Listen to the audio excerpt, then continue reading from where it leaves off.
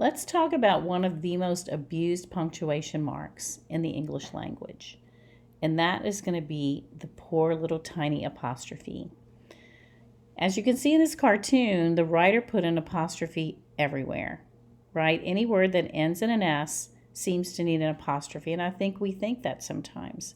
But truthfully, the only word that really needs an apostrophe and doesn't have one is the name of the fruit stand.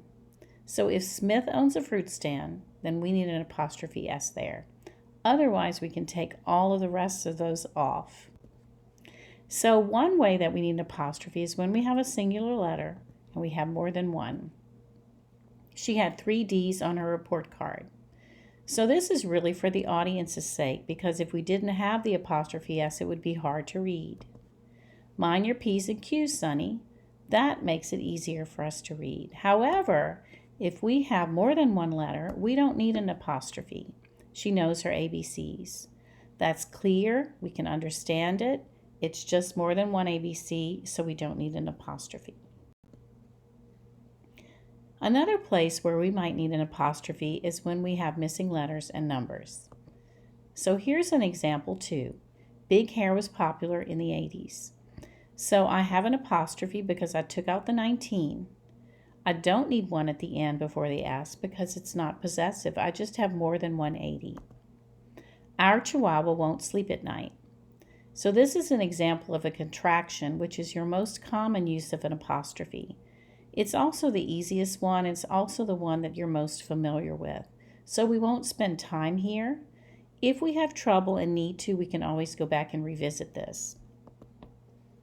We studied the stock market activity in the 30s. So again, I took out the 19 and I have an apostrophe in its place. And the S just shows me that I have more than 130. Now possession is when one thing is owned by another, and we need an apostrophe S or some kind of combination of those. So Mark's dog is wearing his earbuds. So the dog belongs to Mark, and that's why we have an apostrophe S. We could see the cowboys' campfire across the prairie.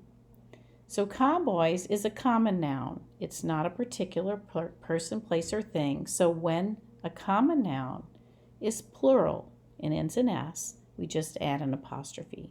And again, that's something that is intuitive if you are a native English speaker and you've learned that in school. Fred and Sylvia's Chihuahua is a beast. Now this is a combination I wanted to show you because Fred and Sylvia own the same Chihuahua. So when we list them like that, we only need the apostrophe S on the last name.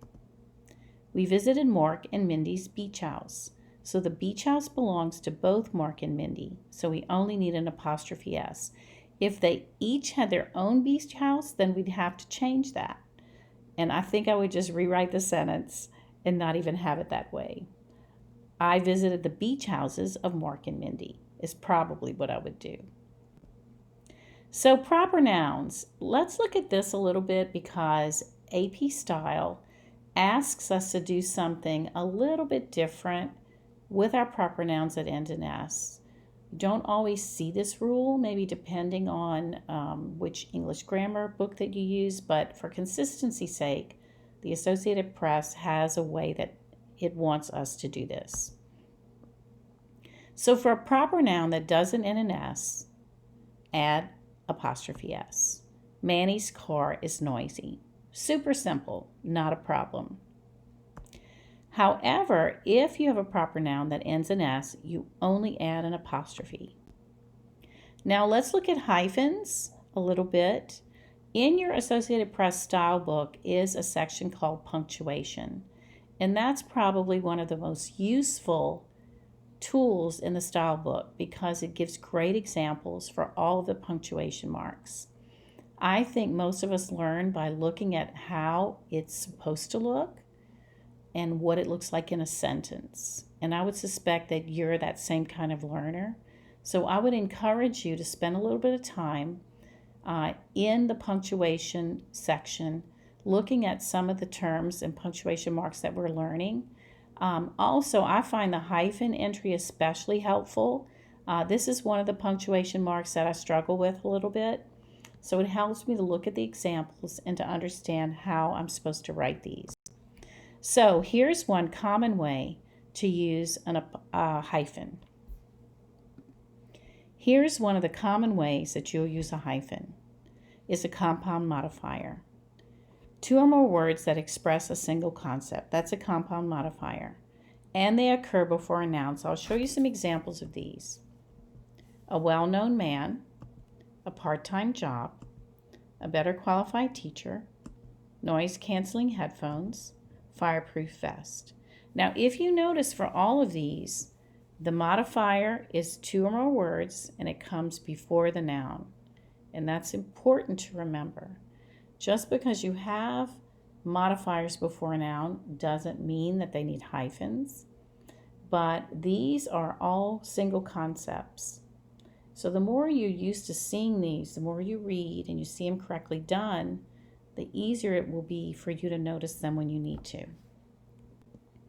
However, I think in the writing that we're going to do, this is going to be where you're going to need a hyphen the most and where you're going to notice them the most, because lots of what we do when we write has some kind of age, weight, or other descriptor that comes before a noun. The winner was a 7-year-old boy. So this is his age. It comes before the noun boy, so we're going to hyphenate it. But if I put it at the end or behind the noun that I'm talking about, then I'm going to leave the hyphens off. I'm going to do this one again. Compound modifiers that express age, weight, and dimension are probably one of those common ways that you'll use hyphens in your writing, because so much of what we write is a descriptor of some sort. We need to tell people how high it is, how long it is, how tall it is, what someone's age is. So here's two examples of when we do use hyphens and when we don't. So the winner was a 7-year-old boy. So 7-year-old is a modifier and it comes before boy, which is the noun. So we need to hyphenate it. The boy in the class is 7 years old. Now that age modifier comes after the noun boy. So we don't need hyphens for that. Only 7-year-olds can compete in the race. I wanted to show you this one because it's actually not an adjective. It's not a modifier. 7-year-olds is the subject of the sentence. It's called a compound noun. And this also occurs in your writing. So you want to be careful and notice what you're using this for. And that's going to help you to decide whether you should have hyphens or not.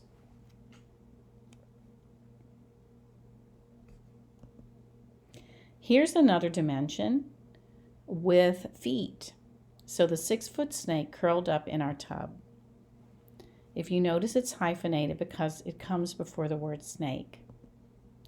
However, I'm going to put that modifier at the end of the sentence. So I don't need to hyphenate it. It's fine just like it is. Now let's look at words that occur after the noun. I talked a little bit about that in the previous slides, but I want to show you what the examples look like.